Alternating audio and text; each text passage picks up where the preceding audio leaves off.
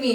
Maths आणि science माझ्यासोबत enjoy करतात आणि आपण काय स्टार्ट केलं होतं? Yes, we will start the disaster management series. अगदी छान तुमच्यासाठी डिझास्टर मॅनेजमेंट सिरीजची मी एक शृंखला घेऊन आली आहे. जसं आपण अडॅप्टेशन शिकलो, अडॅप्टेशनचे 15 पार्ट बघितले, तसं डिझास्टर मॅनेजमेंटची एक छानपैकी सिरीज मी तुमच्यासाठी अगदी डिटेल मध्ये घेऊन आलेली आहे. तर सुरुवातीला आपण बघितले कुठले कुठले डिझास्टर आहे, नॅचरल, मॅन मेड, त्यानंतर टिक्टॉनिक प्लेट काय आहे, ही अमेझिंग इन्फॉर्मेशन मी तुमच्यासाठी घेऊन आले. त्यानंतर अर्थक्वेकचा डिटेल मध्ये अगदी तुम्ही ही इन्फॉर्मेशन यापूर्वी कधीही ऐकली नसेल अशी डिटेल मध्ये मी तुम्हाला भूकंपाविषयी माहिती देत आहे. आणि या भूकंपाचा डिटेल मध्ये आपल्याला आज स्टडी करायचा आहे. अगोदरच्या पार्ट मध्ये आपण सगळं सिस्मोग्राफ काय आहे, सिस्मोमीटर काय आहे, वेव्स काय आहे याचा डिटेल मध्ये स्टडी केला. आणि आजचं लेक्चर तुम्ही मला माहिती आहे खूप इंटरेस्टिंग असणार आहे आणि तुम्ही from last to end attend करणार आहे.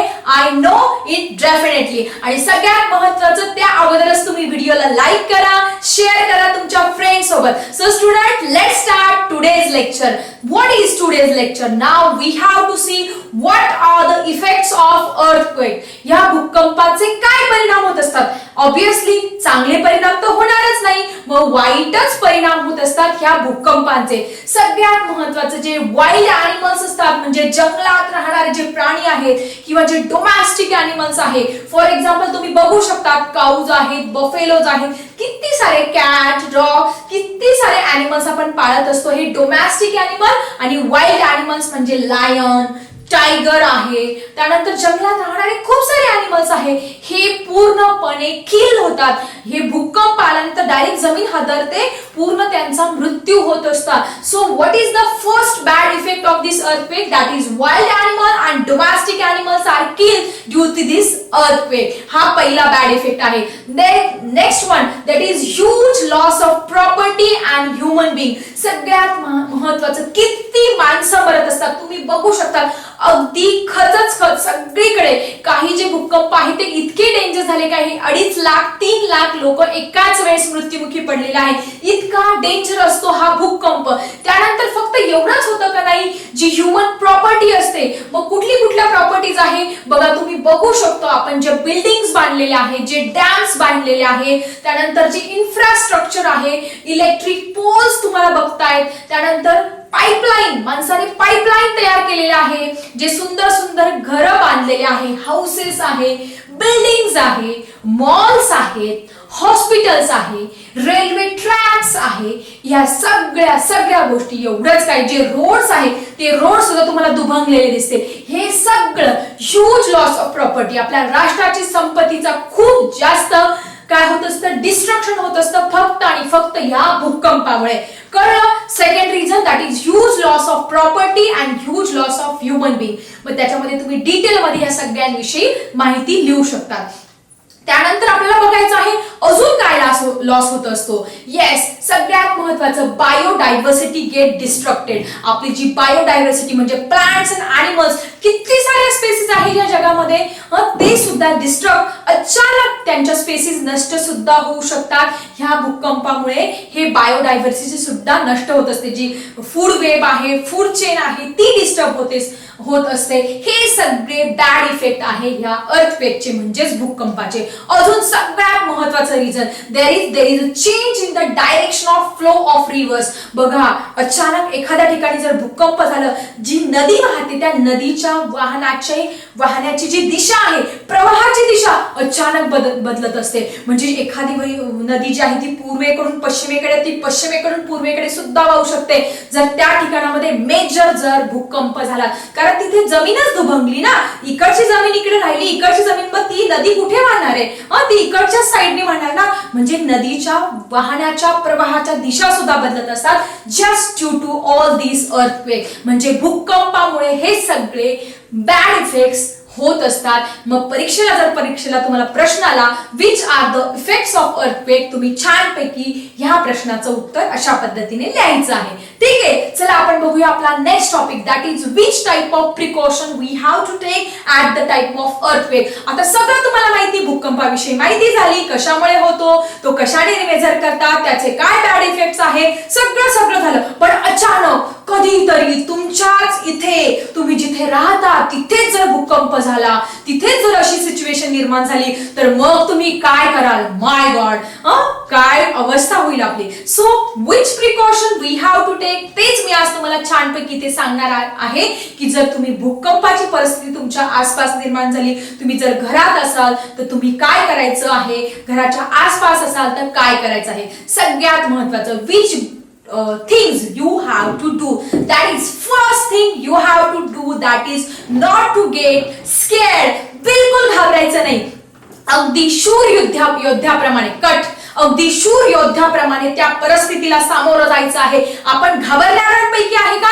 नाही. घाबरलं की आपला मृत्यू लवकर जवळ येईल. So don't be run helter and shelter here and there. कुठेच पळायचं नाही, इकडे तिकडे गडबड गोंधळ बिलकुल करायचा नाही, घाबरून जायचं नाही, पॅनिक व्हायचं नाही. एका जागी शांत बसायचंय, शांत एका ठिकाणी बसायचं. ही सगळ्यात महत्वाची गोष्ट. घाबरायचं नाहीये. Don't be panic, don't be scared. And next one, don't be run here and there. इकडे तिकडे घाबरून पळायचं नाही. ही दुसरी गोष्ट करायची आहे. Next one, stand silently or sit silently at one place. एखाद्या ठिकाणी शांत बसायचं. Sit on the ground under the table or furniture. तुमच्या घरामध्ये एखादा टेबल असेल, एखादं फर्निचर असेल, तिथे काय करायचं? जाऊन अगदी आपलं जे डोकं आहे ते आपल्या हातात आणि गुडघ्यांमध्ये असे टाकून शांतपणे बसायचं आहे. हे प्रिव्हेंटिव्ह मेजर्स आहे. जर भूकंप कधी काळ आला तर ह्या गोष्टी तुमच्या लक्षात राहिल्या पाहिजे. कधी कधी बघा, हे कोरोनाचं संकट अचानक आलेलं आहे जगावरती. सगळ्यांना वाटत होतं की कोरोनामुळे हे जग सगळं असतं स्थिर होणार आहे. नाही. तुमच्या घराच्या कोणत्याही कोपऱ्यामध्ये एखाद्या ठिकाणी जायचं, मोकळ्या ठिकाणी. जर तुमच्या घरामध्ये फर्निचर नसेल, काहीच नसेल, तर मग एखाद्या कोपऱ्यात जाऊन बसायचं आणि शांत बसायचं आहे. गुडघ्यामध्ये डोकं घालून शांत बसायचं. ही सगळ्यात महत्वाचे प्रिव्हेंटिव्ह मेजर्स तुम्ही भूकंप आल्यानंतर करायचे आहे. समजलं सगळ्यांना? आता सगळ्यात महत्वाचं, तुम्ही घरात असाल तर काय करायचं हे तुम्हाला समजलं.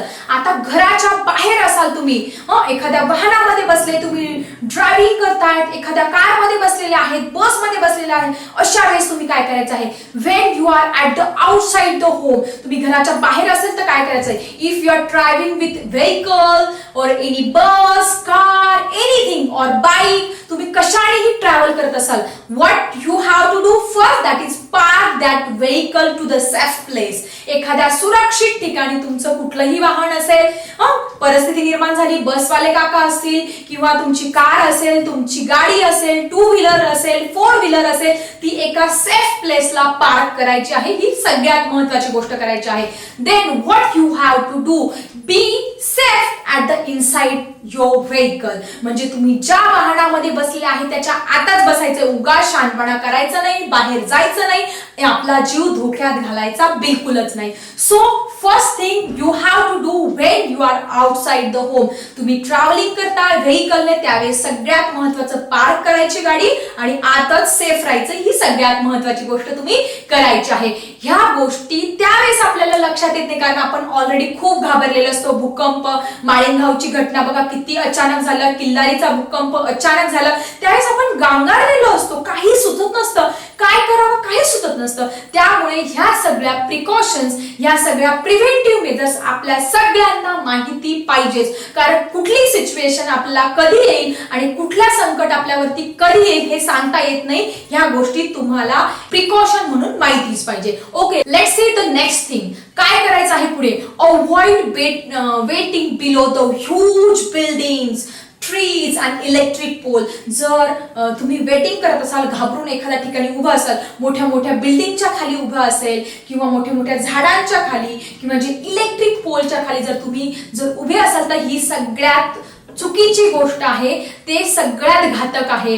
कारण ती बिल्डिंग पडल्यानंतर, ते इलेक्ट्रिक पोल पडल्यानंतर, त्या ट्रीज पडल्यानंतर, कारण शेकिंग होत असतं भूकंपामध्ये, अजून आपला जीव धोक्यात घालत असतं. So do what you have to do not wait और do not stand in near the huge building, near the trees और near the electric poles. Electric poles मध्ये तर शॉर्ट सर्किट अजून खूपच धोका असतो. ह्या गोष्टी करायच्या आहे ज्यावेळेस तुम्ही घराच्या बाहेर असाल तेव्हा. आणि नंतर सगळ्यात महत्वाची गोष्ट, तुम्ही स्ट्रिक्टली काय करायचं नाहीये. भूकंप होतोय किंवा ती परिस्थिती निर्माण झालेली आहे, never do at the time of earthquake. भूकंपाच्या वेळी ह्या गोष्टी स्ट्रिक्टली तुम्ही अवॉइड करायच्या आहे. कोणत्या गोष्टी? That don't use the lift और इलिव्हेटर, यूज स्टेअरकेसेस ऍट दॅट टाइम. म्हणजे भूकंप होतो हे सगळं तुम्ही घाबरून इकडे तिकडे पळताय अशी परिस्थिती, त्यावेळेस चुकून तुम्ही लिफ्टचा वापर करायचा नाही म्हणजे नाही.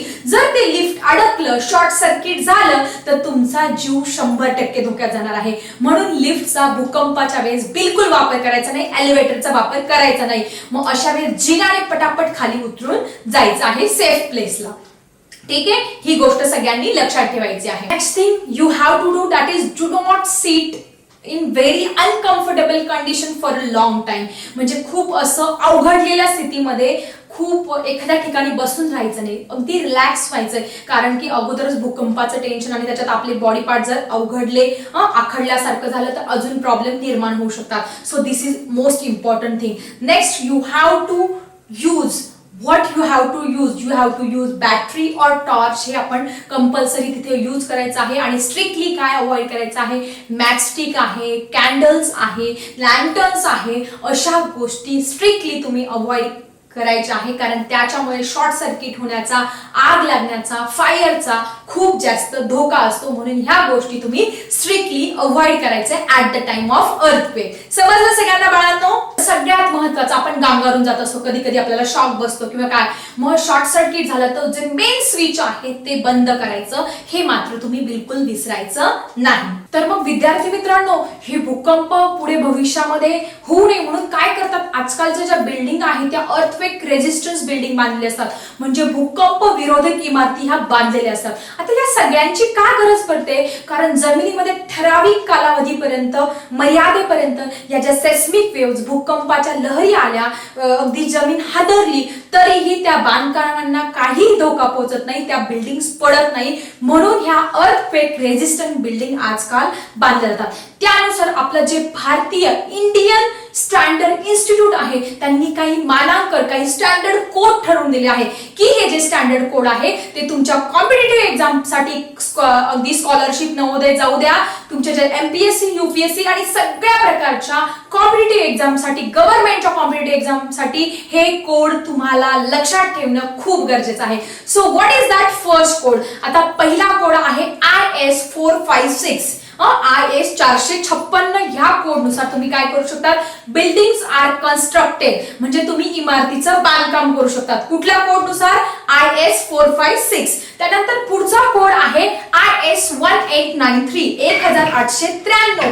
ह्या कोडनुसार earthquake resistant construction are perform, म्हणजे भूकंप विरोधक तुम्ही इमारतींचं बांधकाम करू शकतात 1893 नुसार. ओके, नेक्स्ट आपलं कोड आहे IS 13920, 13920. भूकंप प्रभावाच्या संदर्भात सशक्त अशी कॉन्क्रीटची रचना तुम्ही करू शकतात.